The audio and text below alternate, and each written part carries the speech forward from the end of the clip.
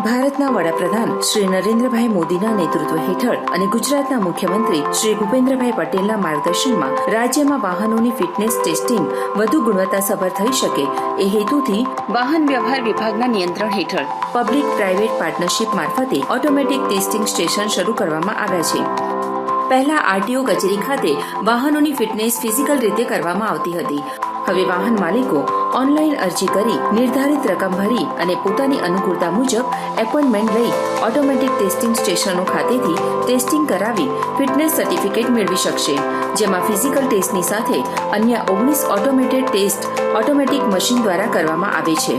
વાહન વ્યવહાર કમિશનરની કચેરી દ્વારા કુલ 53 ઓટોમેટિક ટેસ્ટિંગ સ્ટેશનોને મંજૂરી આપવામાં આવી છે. ઓટોમેટિક ટેસ્ટિંગ સ્ટેશનોની પોલિસી અમલીકરણમાં ગુજરાત રાજ્ય દેશમાં પ્રથમ સ્થાને છે. વાહન વ્યવહાર કમિશનરની કચેરી, ગુજરાત રાજ્ય, ગાંધીનગર.